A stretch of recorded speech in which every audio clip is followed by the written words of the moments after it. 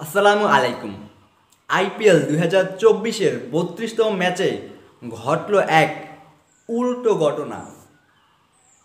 IPL 2024-এ যখন প্রতিটা ম্যাচেই প্রতিটা দলের ব্যাটসম্যানরা প্রতিপক্ষ বোলারদের ইচ্ছে মতো পিটিয়ে তক্তা বানিয়ে রানের বন্যা বসিয়ে দিচ্ছে, তখন গুজরাট টাইটান্স হাঁটল উল্টো পথে।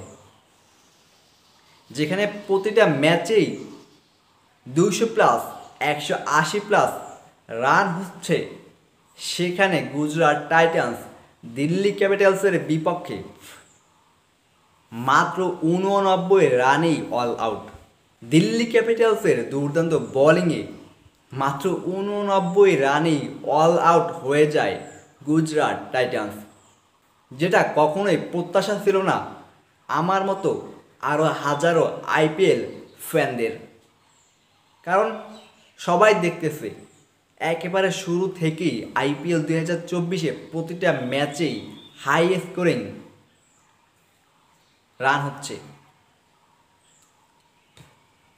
প্রতিটা ম্যাচেই হাই স্কোর হচ্ছে।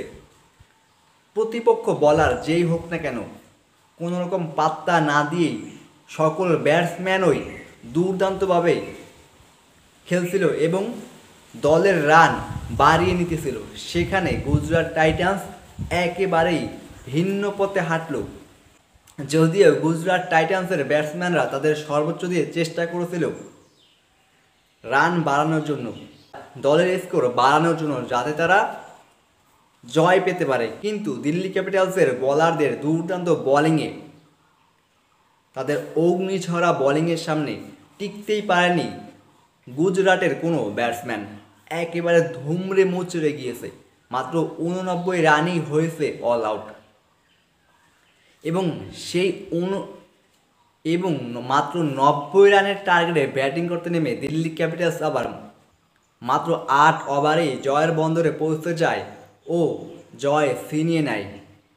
যদিও তারা এই 8 ওভারের মধ্যেই 4 উইকেট হারিয়ে বসে, তারপরেও তারা 6 উইকেটের বিশাল ব্যবধানে জয়ী হয়। ইন্ডিয়ান প্রিমিয়ার লিগ আইপিএল 2024-এর 32তম ম্যাচ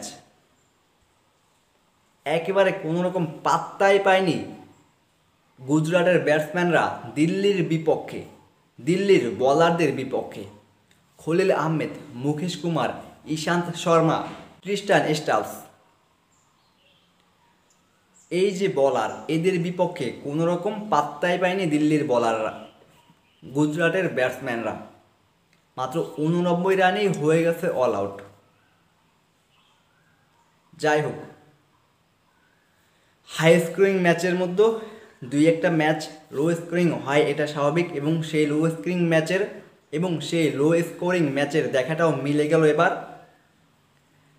গুজরাটকে 6 উইকেটে হারিয়ে নিজেদের জয় তুলে নিয়েছে দিল্লি ক্যাপিটালস।